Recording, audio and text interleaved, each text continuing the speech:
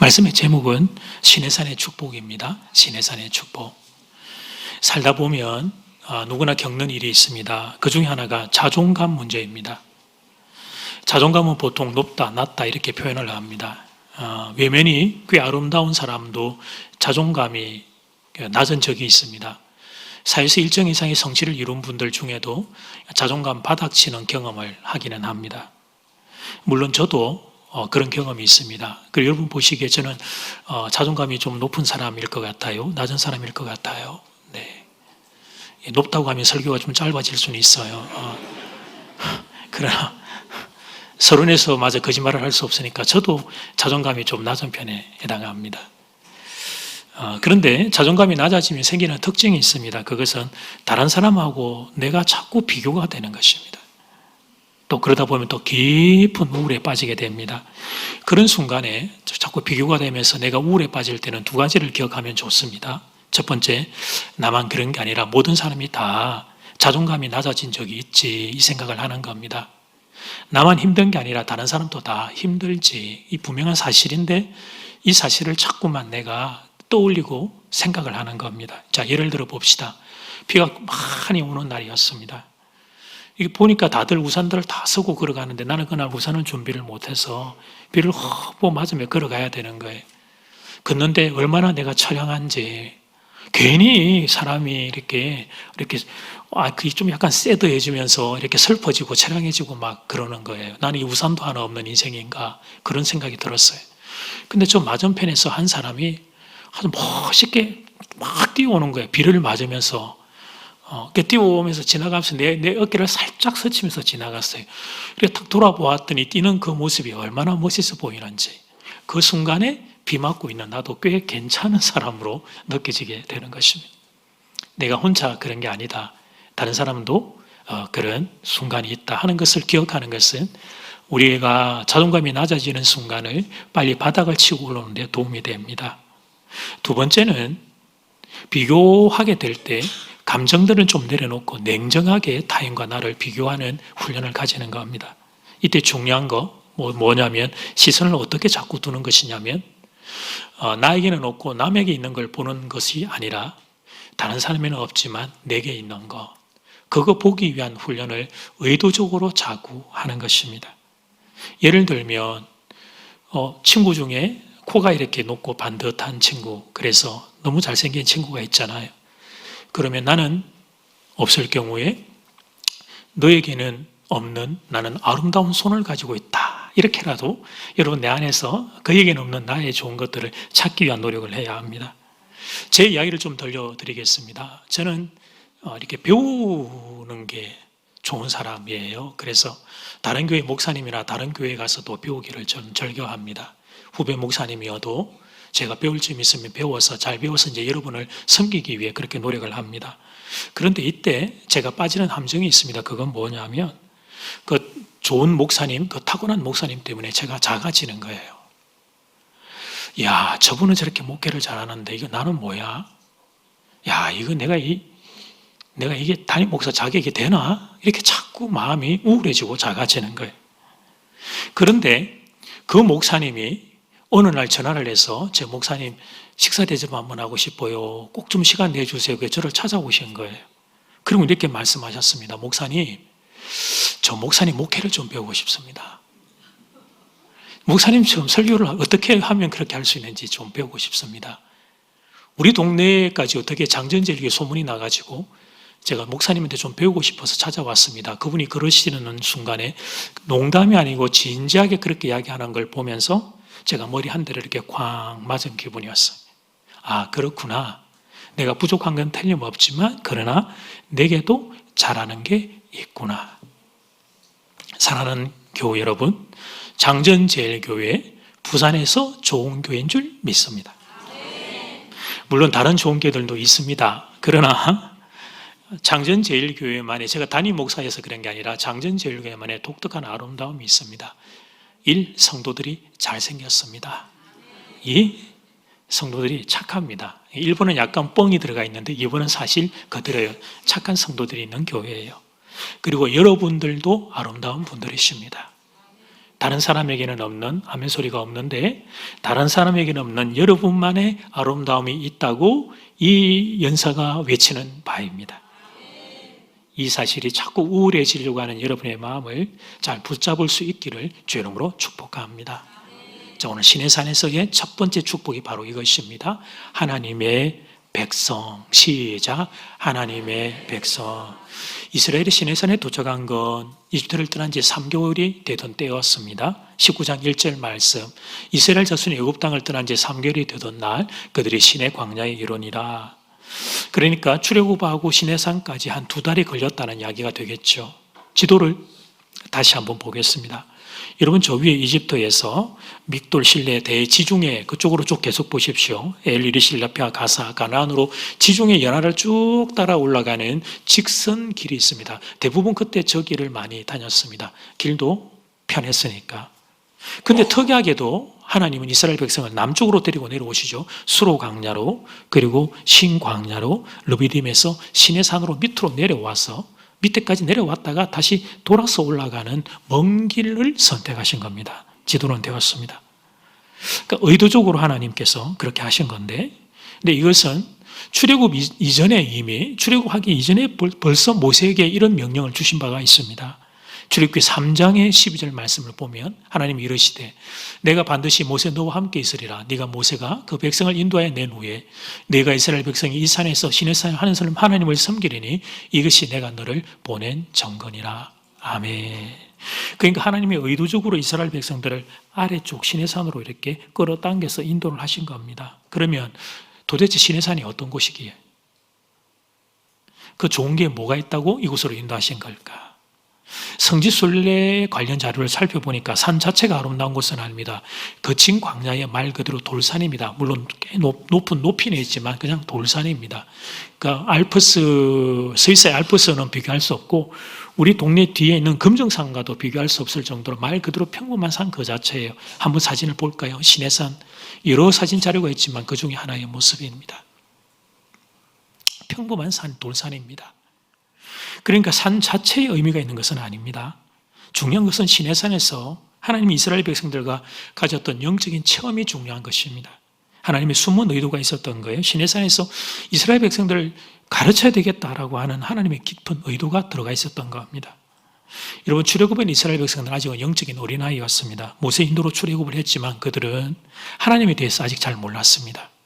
하나님의 백성이라고 부르기에는 미흡한 부분이 많았습니다. 하나님의 백성이면 백성의 주인이 되는 하나님을 알아야 되는데 하나님에 대해서 잘 몰랐습니다. 그래서 하나님이 누구신지를 배우는 시간이 있어야 했습니다. 그래야 그 이후에 하나님의 백성답게 사는 길이 가능했기 때문입니다. 어떻게 하다 보니까 출애굽했네? 이 정도의 정체성을 가지고 살기를 원치 않았던 거예요. 어떻게 하다가 보니까 구원받았네? 천국 백성 됐네? 우리가 그렇게 살기를 원치 않는 것입니다. 내가 얼마나 하나님께 소중한 인생인가? 하나님이 창세전부터 선택했다라고 하는 이 분명한 사실을 가지기를 원했던 거예요. 그래야 내가 얼마나 소중한 존재인가라는 걸 알아야 그 뒤에 그 인식과 정체성이 있어야 그에 걸맞는 아름다운 인생이 사라지기 때문이었습니다. 그래서 그런 영적인 체험과 영적 교육을 하기에 좋은 장소로 조용한 곳, 외부의 세력이 올 수 없는 시내산이라고 하는 것을 선택하셨던 것입니다. 정체성이 우리에게 왜 중요한가? 인생의 의미가 왜 중요한가? 한 예를 들어보겠습니다. 캐나다에 이민을 가서 자리를 잡은 33살의 한 남자 청년의 이야기입니다. 고등학교를 졸업하자마자 캐나다로 건너갔습니다. 캐나다의 작은 시골 마을에서 육체인 노동을 하면서 이민 생활을 시작을 했습니다. 1년의 시간이 지나가자 법적인 권한이 생겨서 영주권을 받았습니다. 그때 이제 학교에 어플라이를 할 수 있으니까 남자 간호사로 지원을 하고 남자 간호사 자격증을 획득했습니다. 그리고 그 먼 이국의 마을 이 타양에서 꿋꿋이 이 청년이 살아내었습니다. 대략 한 3년, 4년 정도 전까지는 살만했다고 합니다. 아름다운 자연과 마음 따뜻한 사람들 사이에서 행복하게 살았습니다. 그런데 이제는 더 이상 이게 살고 싶은 마음이 안 드는 나라가 되었다고 합니다. 이유는 무분별하게 이민자를 수용을 많이 하면서 그 이민자들이 캐나다에 대도시에 입주하게 되고 집값이, 월세가, 이 부동산 주택 가격이 무차별적으로 상승을 해버린 것입니다. 그래서 이 지출 나가는 게 수입은 동일한데 너무 크니까, 특별히 이 부동산의 월세 지출이 너무 높으니까 사는 게 힘이 들다는 거예요. 근데 그런 시간이 계속 점철을 들다 보니까 앞이 보이지 않는 상태. 그러니까 어떤 마음이 드냐면, 이게 이렇게 살아서 무슨 의미가 있나? 자기가 너무 초라하고 비참하게 느껴지더라는 거예요. 그 꿈을 가지고 살던 젊은이 마음에 꿈이 사라져 버린 거예요. 그래서 결국 그 좋아하던 그 땅을 떠나 13년 만에 이웃한 미국으로 이제 건너가게 된 사연입니다. 근데 이 미국으로 건너가서 병원을 알아보는 중에 뉴욕의 한 병원에 남자 간호사로 취업을 하고, 환율의 변동으로 해서 수입이 이제 늘어나면서 그곳에서 살아가는데, 이 친구의 마지막에 했던 이야기가 좀 살맛이 난다는 게, 단순히 돈이 여유가 있어서만이 아니라 여기서 살면 미래가 보인다, 여기서 살면 희망이 보인다, 그러면서 자기가 그래도 내가 의미 있는 존재구나라고 하는 이 자존감의 회복이 다시 일어나고 있다, 그런 이야기를 들려주었습니다. 여러분, 이 이야기를 들려준 이유는 바로 이것입니다. 내가 의미가 있는 존재다, 이 정체성을 가지는 게 얼마나 중요한지 모릅니다. 근데 우리가 사는 세상은 이 정체성을 날마다 깨뜨립니다. 인스타와 유튜브를 통해 여러분이 접하는 세상은 날마다 여러분을 깨뜨릴 거예요. 특별히 젊은 그룹들을. 너는 그거밖에 안 되냐고, 야, 너 그렇게 살아가지고 그 인생에 무슨 의미가 있냐고 날마다 공격을 받을 것이요. 본문의 이스라엘 백성들이 그랬던 거예요. 애굽에서 탈출은 했지만 그들의 법적인 신분은 난민이었어요. 난민. 물론 누가 그들을 보고 난민이라고 부르는 이는 아무도 없습니다. 그러나 그들은 자기 자신들을 보면 난민처럼 여겨지는 거예요. 국가가 형성되기 위해서는 주권 그리고 영토가 있어야 되는데, 그들은 영토가 없었으니까, 날마다 이동해야 되는 인생들이었으니까, 시간이 지나가면 지나갈수록, 광야 생활이 더하면 더할수록 이 쓸쓸한 마음, 이 작은 마음, 이 난민과 같은 마음들이 계속 밀려왔던 거예요. 그런 그들을 향하여 하나님이 오늘 시내산에서 선포하시는 겁니다. 너희는 난민이 아니다, 너희는 나의 백성이다 말씀하시는 거예요. 너희는 내가 선택해서 사랑한 나의 백성이라고 말씀하시는 거예요. 지금은 광야 생활을 가지만 먼 훗날 내가 너희에게 약속한 영토, 땅이 있는 약속의 땅으로 내가 너희를 인도하여 갈 것이라 말씀하시는 것입니다. 5절, 6절 말씀, 세계가 다 내게 하나님께 속하였나니 너희가 이스라엘 백성이 내 말을 잘 듣고 내 언약을 지키면 너희는 모든 민족 중에서 내 소유가 되겠고, 너희가 내게 하나님께 대하여 제사장 나라가 되며 거룩한 백성이 되리라. 여러분, 모세를 통해 하나님의 이 음성을 듣던 이스라엘 백성들의 마음은 어땠을까요? 가슴이 다시 살아나기 시작했을 겁니다. 나는 난민이라 생각했습니다. 입을 열어 이 단어 말하는 것은 조심스러웠어요. 그러나 마음속에 자꾸 그런 좌절감이 들었어요. 근데 하나님께서 말씀하시기를 난민이 아니라는 거예요. 하나님 말씀하시기를 너희는 나의 백성이라 말씀하시는 거예요. 너희는 내 것이라고, 온 세상 가운데 선택한 나의 사랑하는 사람들이라고 말씀하시는 거예요. 오늘 이 시간 하나님의 이 음성이 여러분에게도 들리기를 축복합니다. 여러분, 우리도 똑같습니다. 세상을 살아가는 우리가 들어야 될 하늘의 음성도 다른 게 아니에요. 우리도 하나님의 소중한 존재라는 사실을 들어야 살 수 있는 것입니다. 의미가 없는 인생들, 그냥 이렇게 살다가 사라져버릴 인생들이 아니라 하나님의 사랑이 담긴 소중한 인생이라는 그 음성을 들어야 살 수 있는 것입니다. 하나님 오늘 본문을 가지고 여러분을 이렇게 찾아오십니다. 너는 나의 소중한 사람이다. 너는 나의 소중한 사람이다. 너는 내가 선택한 나의 백성이다 말씀하십니다. 하나님의 이 음성이 여러분들의 마음에 위로가 되고 용기가 되기를 주 이름으로 축복합니다. 시내산의 축복 두 번째, 하나님의 법. 같이 시작. 하나님의 법. 시내산에서 하나님께서 하신 일은 두 가지였습니다. 첫 번째는 앞달락에서 다루었던 이스라엘 백성들의 정체성을 깨닫게 하는 것이었습니다. 이스라엘 백성은 난민이 아니라 하나님의 백성이라는 사실의 선언이었어요. 그 다음 두 번째는 그 하나님의 백성답게 살 수 있는 선물을 주시는 것이었어요. 이 선물은 다름 아닌 하나님의 말씀, 즉 하나님의 법도였습니다. 십계명을 필두로 한 하나님의 법도를 이스라엘 백성에게 선물로 주셨습니다. 그런데 우리는 하나님의 법, 말씀을 선물로 생각하지 않습니다. 우리는 짐으로 생각합니다. 얽으면 굴레로 생각합니다. 무거운 배낭, 그리고 내가 앞으로 가지 못하게 내 발목을 붙잡고 있는 이런 올가미, 족쇄, 이런 식으로 생각합니다. 하나님의 마음을 알지 못하게 일어난 슬픈 비극이고, 사탄 마귀 때문에 속아서 눈과 귀가 가려워져서 속아서 우리가 빠져있는 이 함정된 생각이 바로 그런 생각입니다. 여러분, 사람은 의지가 약합니다. 그래서 자기를 지켜줄 규칙이 있어야 합니다. 아름다운 삶을 살 수 있도록 돕는 규칙이 꼭 있어야 합니다. 부부가 결혼식을 할 때 혼인서약을 합니다. 어떤 일이 있어도 사랑하며 살게 노라는 서약입니다. 여러분, 이 혼인 예식은 결혼 예식 순서 중에 들어가 있는 하나 정도가 아닙니다. 평생 내가 남편과 아내의 자리로서 내가 배우자를 사랑하며 살겠노라고 하는 약속이에요. 자기 자신과의 약속이고, 배우자와의 약속이고, 하나님 앞에서의 약속이고, 수많은 정인들 앞에서 하는 귀한 약속이 되는 거예요. 결혼 이후에 이 감정이 흔들리는 상황들, 또 상황의 어려움들의 문제들이 우리에게 닥쳐올 때에도 이 서약을 생각하며 그 부부의 자리를 지켜내는 겁니다. 그래서 어떤 의미에 있어서는 내가 이 서약했던 이 약속, 이 규정, 이 규칙이 우리의 인생을 이 아름다운 자리를 놓치지 않게 하는 중요한 힘이 되는 것입니다. 예비군 훈련이 소집되면 기상천외한 모습을 볼 수 있습니다. 모자 삐뚤하게 쓰고 상의 밖으로 꺼내고 군화꺾을 싣고 질질 끌어가는 끌고 가고 있는 예비군을 볼 수 있습니다. 관련 그림을 보여드리겠습니다. 단추는 기본 2개 풀기 이렇게 예비 군복만 입혀놓으면 저렇게 됩니다. 근데 그 사람들이 사회에서는 다들 자기 자리를 잡은 반듯한 사람들입니다. 그러다가 예비 군복을 입으면 일탈을 하는 거예요. 예비 군복 뒤에 자기를 숨기고 그 자신의 재성을 그 순간 이렇게 즐기는 겁니다.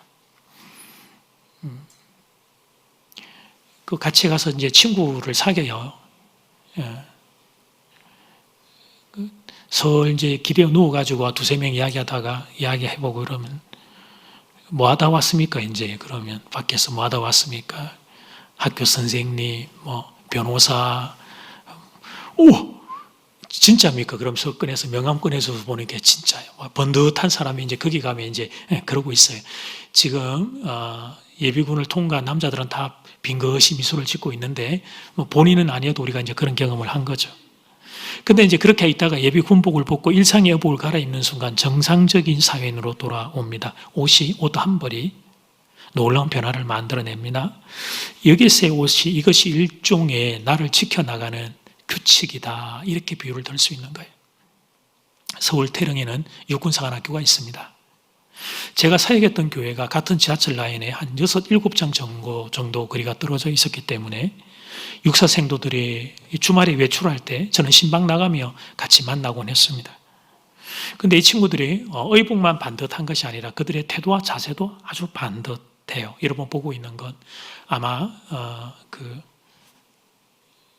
안에서 거닐고 있는 사진을 찍은 것 같습니다. 외출할 때 저 제복에 가방을 하나씩 듭니다. 007 가방을 하나씩 듭니다. 그리고 지하철에 앉지 않습니다. 반듯하게 딱 바로 서서 딱 서 있습니다. 그건 일반 시민들이 언제든지 앉을 자리를 위해서 자기들이 양보한다. 제가 동생 같으니까 앉아라, 괜찮다. 아무도 안 본다. 야, 앉아라. 모자도 좀 벗어라. 제가 이렇게 그러는데도 괜찮습니다. 그러고 이렇게 딱 서가지고 그래 이제 그 먼 길을 이렇게 가요. 근데 그 태도에 자기들의 자긍심이 들어가 있어요. 자존심이. 자기들이 한국 육군을 책임지는 지도자다라는 자부심. 그 자부심을 지키기 위해 저 태도와 자세를 규율로 정해 놓은 거예요. 그런데 여러분 이상합니다. 저 규율을 지키면서 자기들의 자부심이 더욱 상승을 합니다. 내가 정말 지도자구나. 이런 자부심이 자꾸 상승을 하게 돼요. 이처럼 규율은 그 사람을 더 아름다운 사람으로 빚어갑니다. 시내산의 율법이 마치 그와 같은 것이었습니다. 율법의 말씀을 지키면서 이스라엘 백성들은 자기들이 하나님의 백성이라고 하는 이 긍지를 더욱더 확증해 나갔던 거예요. 남이라고 생각을 했는데, 그런데 내가 하나님의 선택된 하나님의 백성이다. 하나님이 주신 이 말씀들을 하나둘 붙잡고 살면서 주위의 이방 민족들과는 차원이 다른 깨끗하고 단정한 자신의 삶들과 그렇게 모여있는 이스라엘 공동체가 주요와 비교가 되는 거룩한 하나님의 공동체의 일원이라고 하는 사실은 그들이 하나님의 백성이라고 하는 자신들의 자부심들을 고양시켜 내었던 것입니다. 우리가 사는 시대는 포스트 모더니즘입니다. 일명 해체주의입니다. 모든 규칙과 원칙을 해체하는 시대에 살고 있습니다. 그래서 어떤 규칙을 준수하는 것보다 해체하는 것이 더 매력적인 가치로 인정받는 시대예요. 그래서 오늘 이 설교는 이 시대의 사람들에게 촌스러운 설교로 간주될 거예요. 아니, 목사님 시대가 도대체 어느 시대인데 이런 설교를 하고 있단 말입니까? 율법과 말씀과 규칙이 중요하다는 이런 설교를 하고 있다는 말입니까? 이런 반문들을 하는 분들이 있을 거예요. 그러나 사랑하는 교회 여러분, 아름다운 인생을 살고 싶다면 인생의 규칙을 정해야 합니다. 그리고 그 규칙을 지키며 살 때 여러분은 여러분 자신에 대하여 자부심들을, 자존감들을 강하게 지킬 수 있을 거예요. 그러면서 더 아름다운 인생으로 자라나게 되는 거예요. 그러므로 여러분이 아름다운 인생을 살고 싶은 소원이 있다면 여러분의 삶을 이끌어갈 중요한 규칙, 하루하루를 살아내는 하나 두 개의 규칙을 정하고 지키기 위해 노력해야 하는 것입니다. 자, 예를 한번 들어봅시다. 실제적인 예입니다. 여러 가지의 규칙에 정하면 여러분들의 임의로 하실 수 있습니다만 제가 생각하는 건 이런 거예요. 첫 번째 하나는 육체적인 규칙이고 또 다른 하나는 영적인 규칙입니다. 첫 번째 육체적인 규칙은 매일 일정 시간 운동을 하는 것입니다. 운동 뭘 해도 상관없어요. 걷기를 해도 괜찮냐고요? 걷기도 좋은 운동입니다. 그리고 시간적으로 놓고 볼 때 하루를 시작하는 아침에 할 수 있다면 더 좋은 법이에요. 그것만 해도 내 마음에 내가 하루를 잘 시작했다는 이 자부심들이 생기기 시작할 거예요. 두 번째는 영적인 규칙이에요. 하루에 첫 시간에 새벽 기도를 넣으면 이보다 더 좋은 일은 없지만 여의치 않으니까 유튜브로 아침에 묵상하며 큐티를 하는 겁니다. 하루의 시작을 이렇게 시작하는 겁니다. 그러면 여러분 마음에 작은 자부심들이 생기게 될 거예요. 이 두 가지만 실천해도 우리의 하루가 달라질 수 있게 된다는 것입니다. 여러분 인생은 하루하루 사는 겁니다. 하루하루를 잘 사는 거예요. 그 하루하루가 연결되고 모여서 결국 여러분의 인생이 되는 겁니다. 이런 착각하면 안 됩니다. 하늘나라에서 뭔가 로또 대박 터지듯이 정말 좋은 인생이 내게 선물로 확 떨어진다? 그런 법은 없습니다. 어느 한순간 갑자기 내가 좋은 사람, 아름다운 인생이 된다? 그런 법은 없어요. 하루가 모여서 우리의 인생이 빚어져 가는 겁니다. 인생이 빚어져 가는 거예요. 인생길은 광야길입니다. 알 수 없는 일이 수시로 일어나는 곳이에요. 아침에 운동하고 싫은 일이 수시로 일어날 거예요. 운동하기 싫은 일이. 아침에 아침 묵상하기 싫은 마음이 날마다 일어날 거예요. 근데 내가 정한 그 규칙을 따라 내가 몸을 움직이는 거예요. 그러면 그렇게 실천했던 그 사실이 여러분에게 자부심이 된단 말이죠. 그래서 그날 하루를 버려버리는 것이 아니다. 그래도 어느 정도 의미 있는 날로 그 하루를 채워갈 수 있는 것입니다. 엔트로피 법칙 물리학에 있습니다. 무질서의 혼란이라는 뜻이에요. 깨끗한 방은 사람들이 깨끗하게 유지합니다. 근데 방이 어지러져 있으면 그러면 사람들이 그 방을 더럽게 사용합니다. 무질서는 혼란을 더욱더 초래한다 그런 뜻이에요. 여러분 우리가 간식을 먹고 비닐봉지가 생기면 여러분 장전제일교회는 착해서 길에 안 버리잖아요. 다 주머니에 다 넣어놔요. 포켓에. 그러다 나중에 쓰레기통이 나오면 그렇게 버려야지 생각하고 가다가 깨끗한 자연이 있고 아름다운 곳에서는 여러분 우리가 그거 꺼내서 버리지 않습니다. 그거 버리면 안 될 것 같거든. 근데 지나가다가 어느 한 구석에 보니까 그 담배 피다가 담배 핀 사람들 담배 버려놓고 또 침도 뱉어놓고 있는 곳에 있으면 제가 여러분 주머니 포켓에 가지고 있던 쓰레기 봉지 살 꺼내가지고 살 거기다 놓고 옵니다. 또 제가 놓고 왔다 그러면 날마다 그런다고 생각하면 안 되고 어쩌다가 한번. 근데 우리도 그런단 말이죠. 쓰레기가 떨어져 있는 곳에는 나도 모르게 쓰레기를 놓게 돼요. 인생이 동일합니다. 밤새 인터넷 보고 유튜브 보다가 그게 새벽 3시인지 4시인지 5시도 모르고 쓰러져 잠이 들었어. 오전 11시인지 12시인지 그때 일어난 거예요. 그러면 어떤 마음이 듭니까? 우리에게 어떤 마음이 찾아옵니까? 그래 아이고 오늘은 꺼부자. 오늘 하루는 없다. 그리고 이제 오후에 대충 누워서 또 뒹굴뒹굴 거리는 거죠. 깼다 잤다 그러다가 저녁 되면 잠이 오나 잠이 안 오지. 그게 또 스마트폰 보고 그러다가 또 그게 그 다음날 또 연결돼. 살다가 사람이 하루 이틀은 이렇게 이완하고 쉬는 날들이 있을 수는 있지만 이게 삶의 습관이 되고 이게 삶의 태도가 되면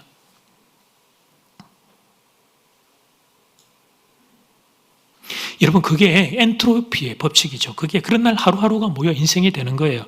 그렇게 여러분이 일주일 정도를 살게 되면 어떤 일이 생기냐? 자존감이 바닥을 치게 되는 거예요. 야, 내가 이것밖에 안 되는 인생인가? 내가 이것밖에 안 되나?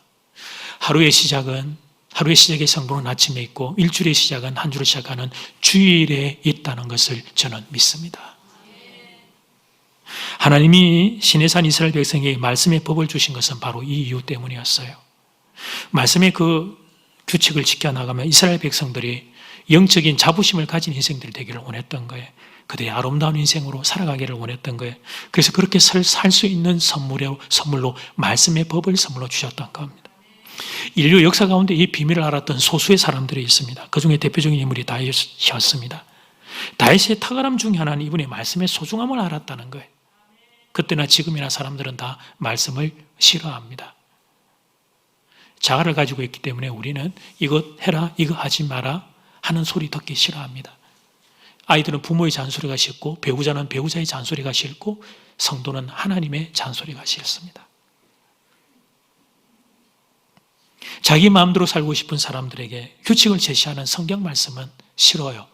우리의 자아의 본성과 죄된 본성과 충돌이 일어나는 거예요.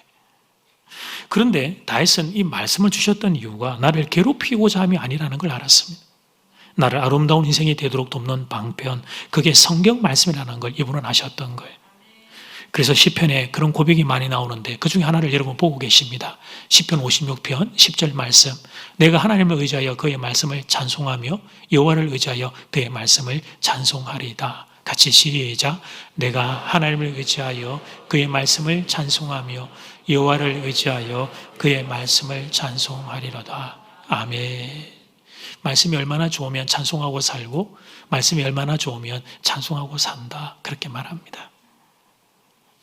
이 태도가 말씀이 내게 얼마나 귀한지 알았던 이 태도가 그의 인생을 그 생각만큼 빛나게 만들었던 것입니다. 여러분의 머리 안에, 생각 안에, 여러분의 머릿속의 사다리 안에 하나님의 말씀에 대하여 선하고 좋은 마음들이 일어나기를 주의 이름으로 축복합니다. 결론입니다. 근간에 중년의 남자 집사님 우리 한 분에게 연락을 받았습니다. 목사님 잠깐만 시간 내어주시면 바쁘시지만 시간 내어주시면 제가 기도 제목 좀 말씀드리고 하겠습니다. 그래서 배웠습니다. 좋은 기도 제목을 제가 이렇게 전달을 받았고 또 제가 근황을 여쭈었습니다. 어떻게 지내시는지, 일하시는 건 어떤지 그렇게 이제 여쭈어보고 좀 교제를 잠깐 했습니다. 근데 요즘 목사님 제가 그래도 잘 지내고 있습니다. 그렇게 대답을 하셨어요. 하나님의 은혜로 목사님 요즘 제가 잘 지내고 있습니다. 그래서 제가 이제 제가 보기에도 참 좋아 보이셔서 비결을 좀 가르쳐 주세요, 집사님. 이렇게 강건하게 잘 지내시는 비결이 있으면 좀 제게 가르쳐 주세요. 그랬더니 이렇게 말씀하셨어요. 목사님 제가 한 2가지 정도의 딱 규칙을 정하고 제가 좀 그걸 지키기 위해 노력 중입니다. 그렇게 말씀을 하셨어요. 첫 번째는 하루에 10,000보 이상 걷기를 실천 중이라고 하셨습니다. 친구들과 약속을 하고 서로를 체크하면서 저녁에 그렇게 출퇴근할 때 식사 이후에 또 저녁에 퇴근 이후에 운동하기 위해서 노력을 하고 있다. 그렇게 말씀하셨습니다. 제가 보기에 과거보다도 더 슬림해지셨더라고요. 그래서 그 부분도 제가 칭찬을 해드렸어요. 2번째가 뭔지 여쭤보았더니 2번째 아침에 큐티로 아침 묵상을 하며 하루를 시작하며 기도하는 시간을 가지고 있다. 그렇게 말씀하셨습니다. 말씀을 듣고 기도하며 하루를 살아갈 힘을 얻고 또 그렇게 용기를 얻게 된다. 그렇게 감사의 마음을 그렇게 표현을 하셨습니다. 과거에도 멋진 분이셨는데 그날 제가 보니까 더 멋진 분으로 그렇게 이렇게 빚어져 있는 것들이 많이 느껴졌습니다. 사랑하는 여러분, 말씀을 준비하며 제가 기도했습니다. 여러분들이 더 아름다운 분들이 되면 좋겠다. 그런 소원을 이 시간 가지고 여러분을 축복합니다. 더 아름다운 분들 되시기를 주 이름으로 축복합니다. 여러분 정말 정말 소중한 분들인데 세상은 날마다 여러분들을 무너뜨리고 공격하고 깨뜨리고 그래서 영적인 자존심과 자존감과 자상들을 날마다 깨뜨리는 공격을 당하고 살고 있을 것입니다. 여러분들 속으로 대답을 해보세요. 나는 하나님 앞에서 참 소중한 존재라는 생각이 더 많으신지 나는 왜 이것밖에 안 될까? 이런 스스로를 작게 여기는 마음들이 더 많이 크신지 하나님은 말씀하십니다. 오늘 본문을 가지고 너는 나의 소중한 사람이다 말씀하십니다. 너는 나의 소중한 사람이다 말씀하십니다. 이 하나님의 음성이 일단 여러분에게 들리기를 축복합니다. 그 다음에 그 음성을 잘 간직하며 살아야 돼요. 특별히 말씀을 내 가까이 두고 말씀을 내 삶에 가까이 두고 규칙으로 붙잡고 걸어갈 때 하나님의 말씀이 여러분을 지키고 여러분을 살려내는 놀라운 역사가 일어날 줄 믿습니다.